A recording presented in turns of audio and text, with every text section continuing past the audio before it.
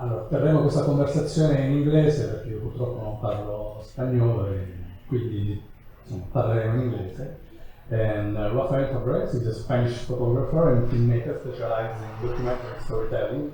His work explored the connection between identity, displacement, and the belonging. That was I found on his biography, and we are here with Rafael to present this great book, I have to say, Cafuné. And is a book that has was shot with the background of the pacification of favelas in Rio. Pacification, so-called pacification, because it's pretty complex concept. So I want to start to talk to Rafael of the title of the book. So because it has a deep meaning. So why Cafuné? Well, Cafuné is a Brazilian word which actually comes from Africa, and it's literally this. Ah, okay. It's just like touching someone's scalp, you know, okay. and making kind of a love gesture. And the idea was that originally I was covering pacification and all these stories that were kind of really, you know, intense and maybe violent, some of them and everything. So when I came with this idea of detaching from this project perspective of the pacification and bringing all the personal material that I had and ending up doing like a love-hate letter, goodbye letter to Rio de Janeiro, then it became so personal that I needed a title that was more kind of empathic of the, you know, the love nature of the city of Rio de Janeiro, which is a kind of a really crazy place. Yeah. So it's a little bit of the ambivalence between the toughness and the softness. So I wanted to choose a title that was kind of, you know, loving. Yeah. So that's the gist of Cafuné. And it's the only word that this particular word you cannot find it in any other place in the world. It's a really specific gesture that people do in Brazil, and I really love it. So that's identitarian gesture. Yeah. And what about the concept of pacification? Because we're talking about so-called pacification. So if I understand well, is what happened by the government that during the World Cup and some other events try to keep calm in their way the favelas. Exactly. Pretty much. I mean, in a way, they were going to host. They did host two big sport events, the World Cup and the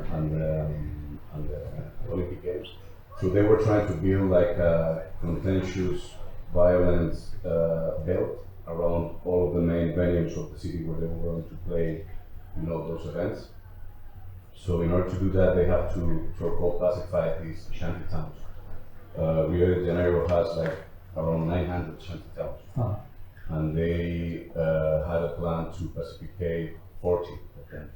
And those 40 were obviously just surrounding the key parts of the city, you know, close to Maracanã Stadium or the beaches, or, you know. So it's kind of a makeup, you know, just trying to contain the violence. Because in certain parts of the city, you know, there's no state. It's mainly the drug lords who are taking care of these places. So they build like a kind of Roman packs, like a Roman peace, in order to be chill for the time of those events, and then the whole thing just collapsed. So I was just specifically covering this project, but then in a gap of 5 years, like million things happened there. You know? Impeachment of a president, riots at the street, Zika epidemic, a lot of things. So it was like a 5-year gap of time covering all sorts of things. And around like 60% of this book is working on assignment covering all those stories. You know? But again, as we talked, that was meant to be the idea of creating a book about the pacification, but I was really conflicted with this idea because I didn't feel it was like real. I felt it was kind of some sort of, I don't know, the thing that I had to do, but the thing that I didn't want to do. I had to leave Brazil and spend some years outside in order to put things in perspective and realize that what I needed to do is personal project. Okay. So this book won the. Yeah. Now we're starting to see, and I just want to say just some words about the book, because the book won the Urban Book Award of this year, and I want to quote what Kadir, that was the judge that chose this book, described the book in this way. It's not easy to work in Rio de Janeiro, which can be very violent at times, and as a photographer you can be vulnerable at that moment. That makes the work of Rafael special. Is intimate and poetic images show he's capable of winning the trust of people. I think that the word winning the trust of people is the key ingredient of your book. And it's beautiful mix of daily life and hardcore economical and political realities. And I think this is a good description of your book. If I had to choose 3 words to describe your work, I will use intimate, evocative, and powerful, because that's the impression that I have from the book. Now we see the books, and just one note about the design of the book, because as I was saying when we were chatting before, I think that it's very difficult to make a good black and white book nowadays. So there are some points of color in your book that are not put just for in a random manner, but it comes from a design that you had in mind. So just some words on the design. Yeah, like for me, that's the first book that I made, so it was kind of a copy lesson learning as I was going through, and I had the luck, the blessing and the curse of working with a really good designer. That was kind of a tough relationship, but at the end came up with a really, really good product that I'm really proud of. I was kind of concerned about how to engage the audience with some sort of like partiture, like cadence, rhythm along the book. So it's really easy, and especially with rough material like strong images, maybe to dull or damp the audience, So I had to come up with a way in order to build like some sort of pentatonic scale or something like that. And this is why I came with the idea of the color images in order to build like the sense that you are entering the project and living somehow, the action. And so there's like different interpretations of the book. At the beginning you don't understand what's going on with these color images. Okay. Right at the end you see that it's like kids diving into the water. So there's like a different type of material for these pictures and the other ones. And there's like different approaches. Because some of the color pictures are literally of people in the water, of relationship, because people are in the water. So all of the pictures in color are just like kids in a particular place of the city, just swimming underwater. Wow. So at the beginning you don't see what it is exactly. Yeah. The whole point of the book is like running away from the photojournalistic approach perspective. The first intention is just I want you to respond to the images. Maybe you don't know what's going on in there, it's fine. Right at the end, you will see that there's like a circular structure. Along with those color images, there's some palimpsest, which is like sentence all along the book. Right at the end, you have text, and you fill the gaps of this text with these words. And then you have the first context of the book, which is anthropological context. And then there's 2 texts written by 2 journalists that I was working with, and they give you the journalistic approach. And then when you see the book again, then you have a context.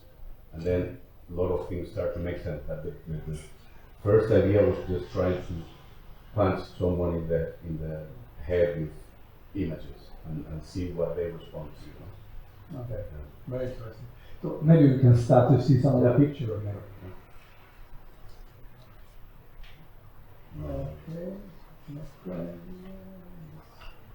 Okay.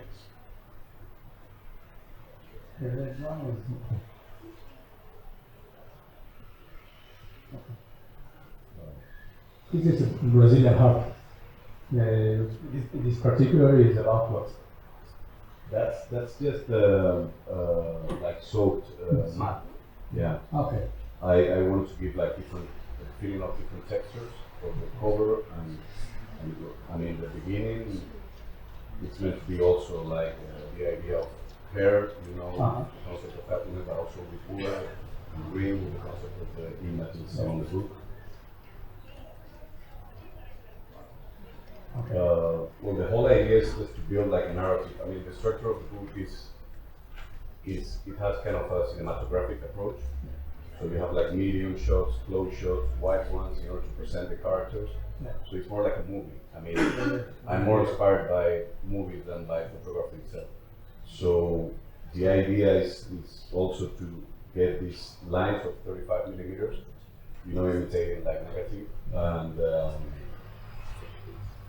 again, it's just playing with the couples, you know, the doubles, the triptychs, and everything, just to build like a narrative that is cohesive, and it goes ups and downs with these color structures that I showed you. If you have any question by any particular picture, let me know, because I'm terrible. Right? No, don't worry. Just let me know. We Yeah. can show you about this. About cinema, I have to say that your work reminds me of one of my favorite movies, that is La Haine, that is a Yeah. great movie. Vincitore. Yes.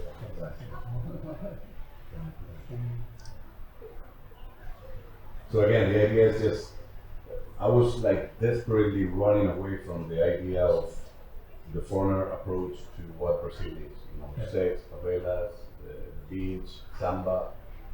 I was living there for 5 years, but I've been working in Brazil for like 8 years. I mean, this book is like 8 years of work. And my terror was just to fall into this cliche aspect of what's going on in there. I had the privilege and the luck to be able to live in 2 shanty towns and to live in different parts of the city, and you know, live part of myself in Brazil. So the goal was just trying to run away from this part. Obviously, the book has parts of, you know, violence and, you know, these sorts of things, but I wanted to run away from this perspective, the gringo perspective. Yeah, sure. What is Brazil? But you succeeded in keeping relationship with people. Yeah. Definitely. How did they react to you, to the idea to make a book? Well, it depends, because when I arrived, I started living in a shanty town for like 15 days because I was willing to cover the specification project. And then I started to see like, whoa, I have a project, you know, in front of me, and that could lead me to different directions and everything. So those 15 days end up in like 1 month, that 1 month into 3 months, those 3 months into 1 year, and this 1 year into 5 years at the end, because the whole thing started to grow and unfold and everything. And yeah, I mean, right at the beginning, my only approach, my only possible way was just to live in the shanty town. So I went to a hostel into a shanty town, and I started living there. And that 3 months, and that was like the main, the first kind of branch that I could get, you know. I didn't know how things work, so that was a blessing in disguise, because I was just trying everything, liberally everything, and a lot of the times they were like, "The fuck, are you crazy? No, you cannot do that." You know, I was like, "Why not?" I keep trying to. So they get bored and they let me do it, you know, in order to patrol with police or go to maybe tricky places or something like that, you know. So that became more or less the compass of the book, you know, just trying to feel, I have different sides to cover. At the beginning, again, it was kind of a photojournalistic approach, so I had to, you know, fulfill the militias, I have to fulfill the traffic, and then the people living in the shanty town, but also, you know, the people living in the asfalto, which is like the people living in the good parts of the city and everything. So once I was collecting this part, I started to have like a project, and now I could move to different directions and everything. But it wasn't until the editing at the end that I started to realize where I wanted to go with the books, you know, and it's far away from the journalistic approach. Yes.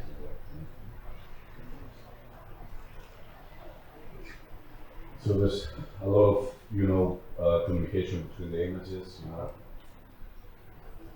There's more obvious ones and there's less obvious ones. Here you can see those palimpsests that I was talking about, that I was referring at the beginning. Those are a collection of like sentences that came from subconscious, actually years later or maybe during my time there in a diary. But it's also like graffitis or parts of the song or parts of text from an ex-girlfriend. So there's a lot of stuff all together that it doesn't make sense at the beginning. It's just like gibberish. Like, I don't know what is that, you know? Right at the end, when you start to see all these texts, the pieces of the puzzle start to click. And then you have kind of an emotional picture of what meant to be living for almost 8 years here. So again, it's just like a visual first interpretation. That's the UPP. It's unity of military police classification unit, so to speak. Yes, it seems pretty clear the approach that you want to do in this project. So you don't have bad guys and good guys. No, but you try far away from that. Understand what is happening. Yeah. Because I think that the boundaries are not so rigid. Very in this kind of complication of situation, very complicated. No, we're seeing I think that's the main problem, not just here, it's everywhere in the world, that people are trying to seek like black and white scenarios and answers and everything. And it's never like that. It's always like a million shades of gray. So there's no such a thing as good guys or bad guys in here. It's just people dealing with the consequences and the type of life that they have to endure or enjoy or whatever, you know. So that's, I think humanity comes from being empathic with this fact. You should not judge what's going on in property. But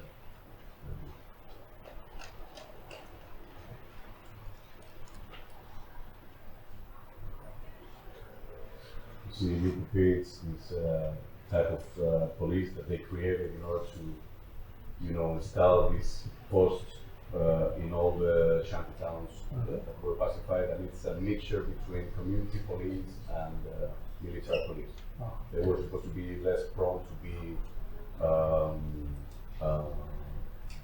both corrupted somehow, but again, it was just like a makeup for this time.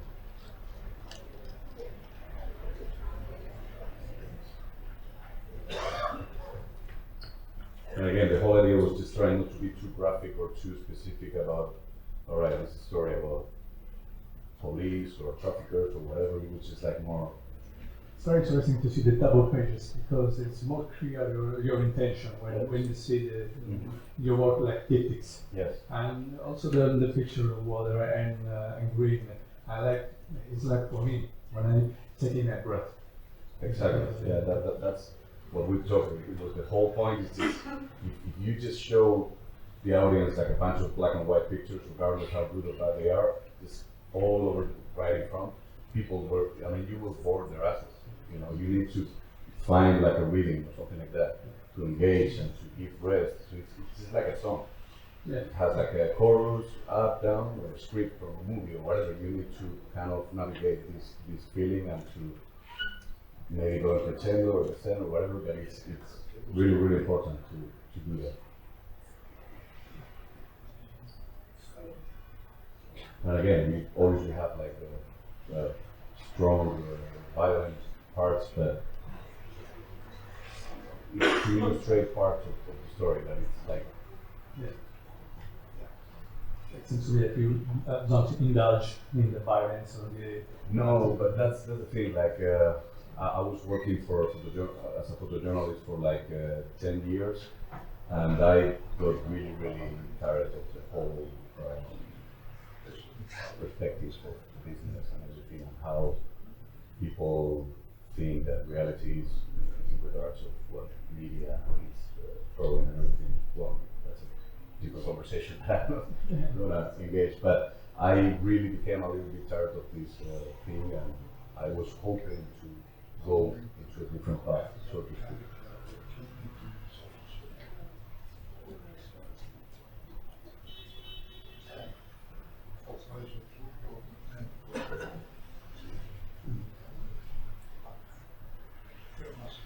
see, it's, Yeah. we should be like right at the beginning of the book right now, and it's meant to be those images you're still not pretty sure about what's going on with the water, you know, with the color, and then little by little start to evolve into shapes that are more recognizable, and then right at the end it's like, oh, all right, just keep good, you know. Yeah. And then it's like a whole. Religion is also a big topic in the book. Because, I mean, the way to access some of those stories are either by NGOs or by evangelical priests. And me personally, I think I've met the best and the worst people in the world in the evangelic community, and so it was really interesting as well to see, you know, people that literally have no fear, like they died somehow in life through a really traumatic experience, and then they come out as, you know, a reborn person through religion, and it's a really, really interesting and cathartic approach. Yeah. Again, it's like subtle leads from images, and others are just like stupidly obvious.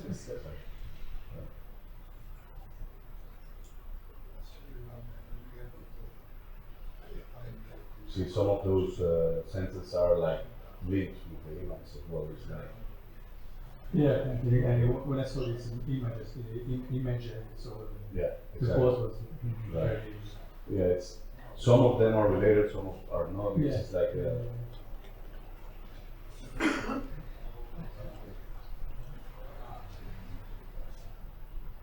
there's also another type of stories that I was covering a lot with the journalist that wrote the epilogue of the book, which is the 15th anniversary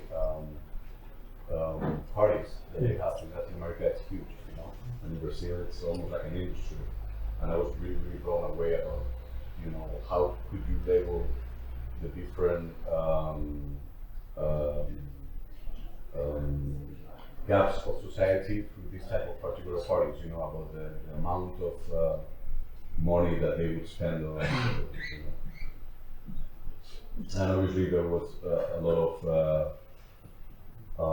you know, confrontations in the streets, riots and everything because of the, well, it was also the elections, but it was also, you know, people complaining about the FIFA, you know, getting a lot of money and the World Cup and everything, which is like they were displacing like whole communities in order to build stadiums and stuff like that they end up using as fucking bus parks or something like that. So people were really pissed off with obvious reasons, you know. So the guy was beaten by the police. That guy? The guy was beaten by the police? No. He, like, I mean, someone shot him with a rubber bullet, and the metallic part of this bullet just got inside his cheek.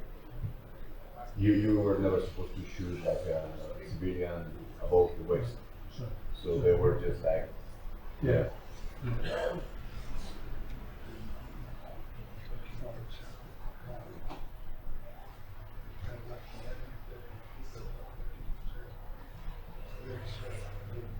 Again, you start to see a little part of the food, you know, you start to see like little glimpses of what might be going on in there.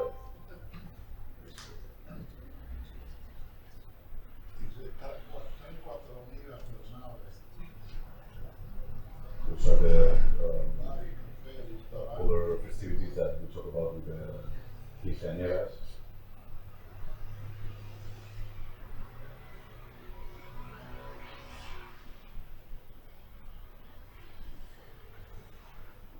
That for me is actually the strongest image of the book.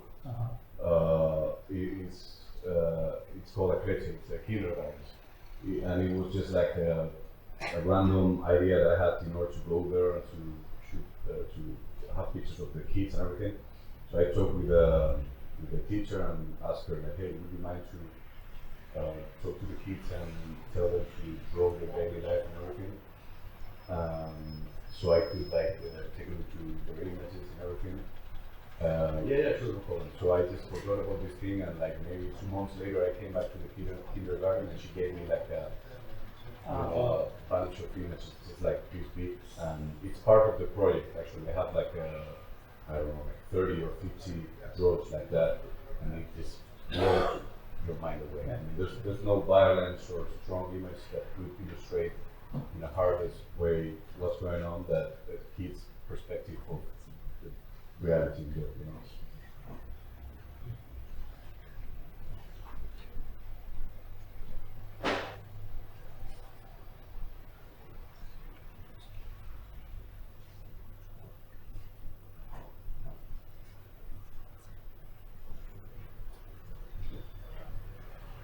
Watching this picture is like opening a window.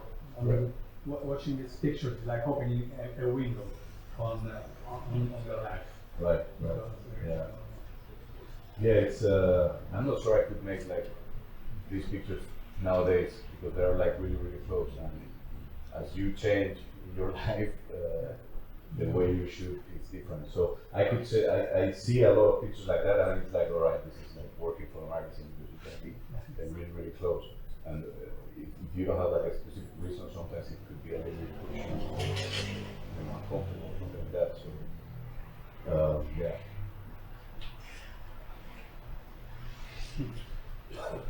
That's my Alex Webb attempt.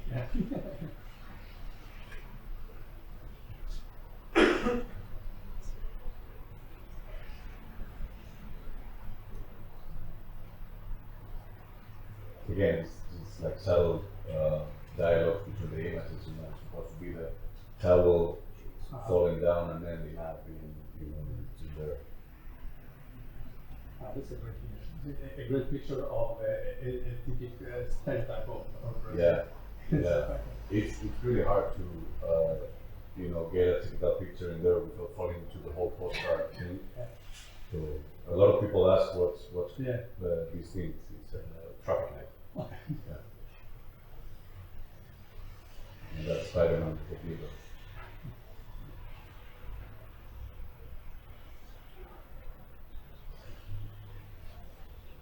So that's the obvious, dialogue between some of the images and everything.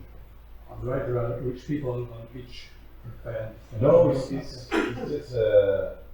it's Olympic nudes. Oh, okay. I didn't know. Nudity, Olympic nudity. It's just like random people on the beach, just like playing some type of Olympic game or something like that. Yeah.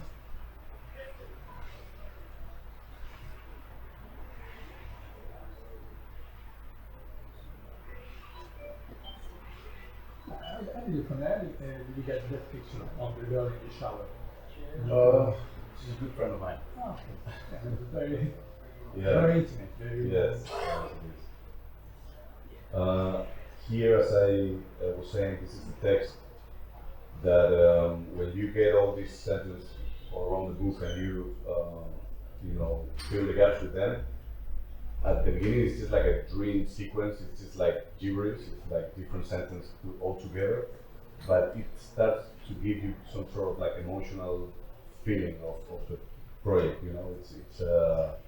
it's more like a feeling rather than a description of this happened between this year and this year, and those are the facts, and this is the period of the president or whatever, In order to get this other thing, you have, that's the meaning of the word, right?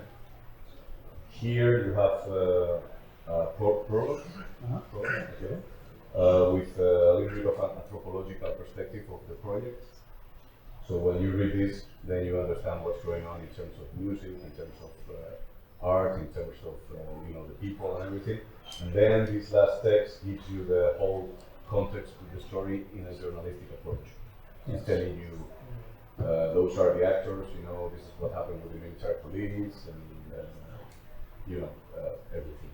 So when you see the book again, then you will understand the book through a different perspective, not just the visual first approach that you have. Yeah, interesting. Thank you very much. Is there any question from the audience? Have you ever felt unsafe while making this project? A few times, yeah. Yeah, definitely. Yeah.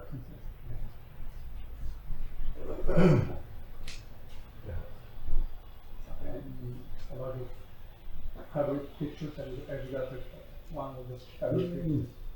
Or pictures that you are very I attached to? Apart the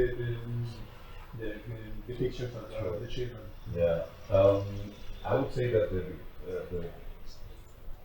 I really like few from the first ones. I actually have um,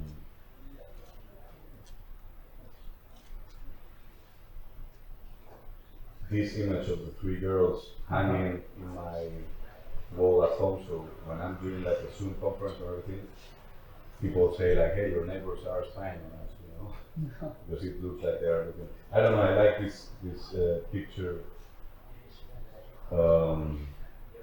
I would say also that's my favorite.